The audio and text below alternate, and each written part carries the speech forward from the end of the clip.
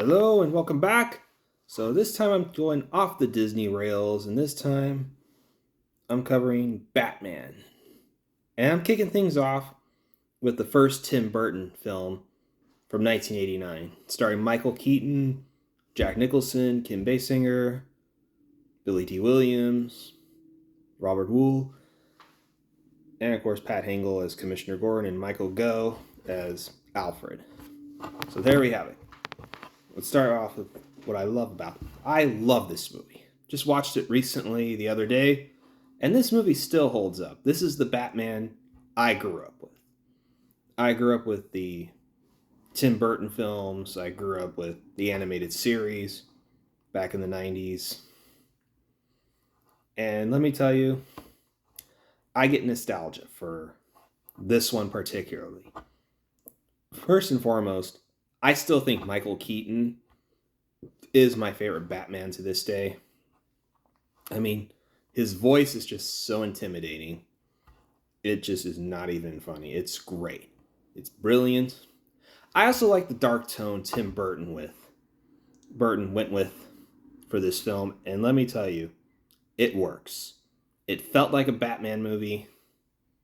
And I also like Jack Nicholson's Joker as well.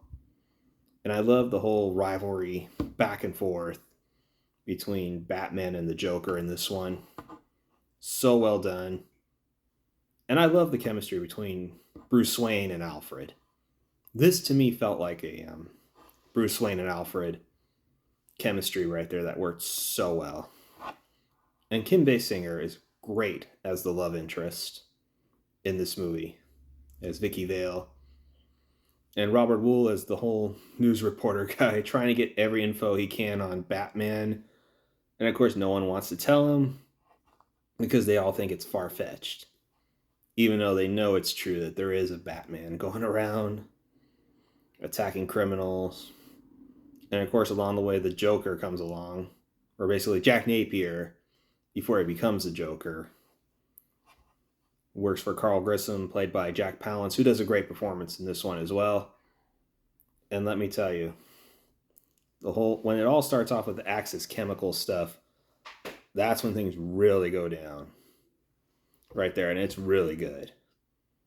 The first confrontation between Batman and Jack Napier before he becomes the Joker. You can tell when Batman blocks that bullet, causing something to splatter in Jack Napier's face. Batman tries to pull him up. That he's pulling up and he sees a closer look at Jack Napier's face. He sees something he don't like, causing Batman to basically lose grip of Jack Napier, basically dropping him into those chemicals, which of course leads Jack Napier to becoming the Joker.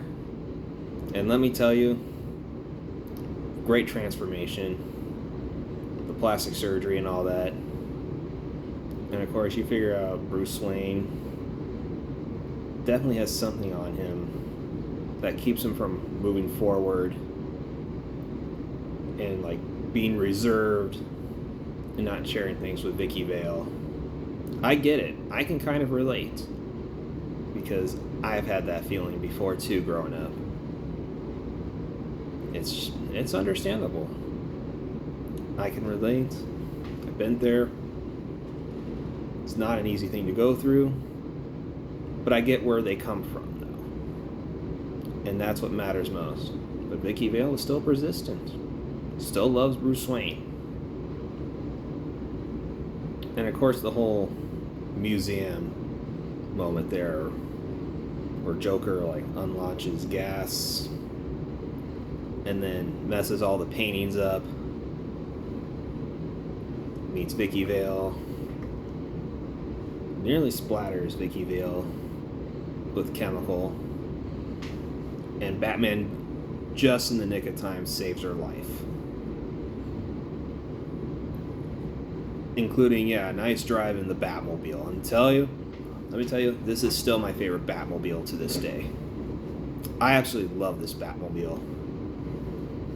It's fast. It's got machine guns. It's got bombs it drops. This is the Batmobile. Great shields. let me tell you, this is the Batmobile I would want to have.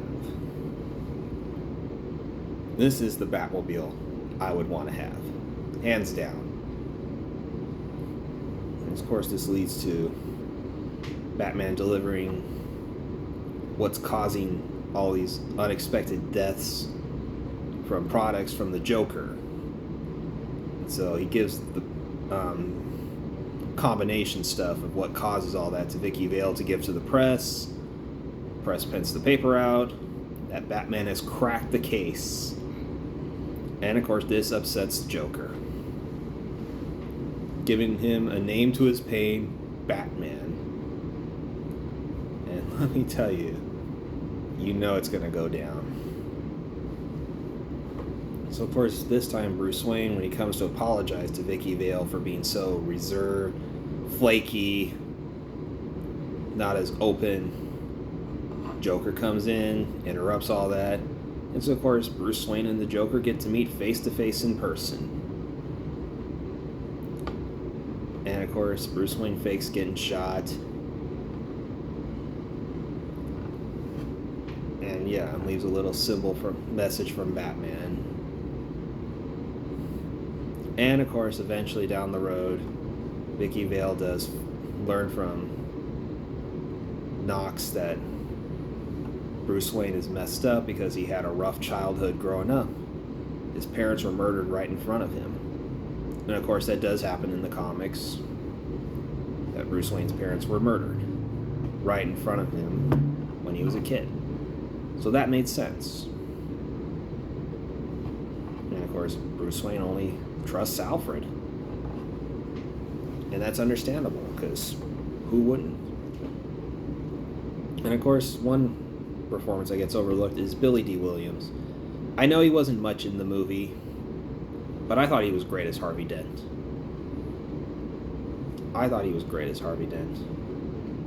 And of course, Pat Hingle as Commissioner Gordon. I mean, he was great too.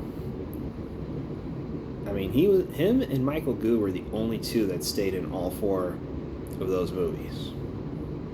Batman actors changed, you name it. But yeah, all great performances in this movie. What I also love about this movie is the music score from Danny Elfman. It is just awesome music, very dark, and I love the tone it takes. Right there, and this Danny Elfman can totally compose. He is definitely one of my favorite composers. He's not necessarily number one, but he's in my top 5 for sure. And I love his work in this movie, along with other Tim Burton films. I absolutely love his work in music scores. So yeah. So there you have it. My review on Batman from 1989, starring Michael Keaton and Jack Nicholson. I give this a 5 out of 5. I absolutely love this movie from start to finish. Still holds up today. I know some people may well, what about the Batman or the Dark Knight trilogy? The Dark Knight trilogy, I'll say this, is decent. The Batman, however, I felt was a bit overrated. And everyone's too much thriving on Robert Pattinson's Batman performance. In one movie, that's not enough in my book. And honestly, I just never been a fan of his. Christian Bale, here's my thoughts. Bruce Wayne, he's excellent. He's an excellent Bruce Wayne. But as Batman, when he's physically moving and all that, he's great. It's when he talks as Batman I'm not the big fan of. That's where I prefer Michael Keaton. He can do both the physical movements and he can do the voice. Michael Keaton to me sounds like a Batman that I really enjoy. And Batman I would expect to see. So yeah, there it is. That's my thoughts there. So thank you so much for watching. Like and subscribe, comment down below. Tell me your thoughts on Batman of 1989. I would love to hear your thoughts on this one. So thank you so much for watching. I'll be back again soon.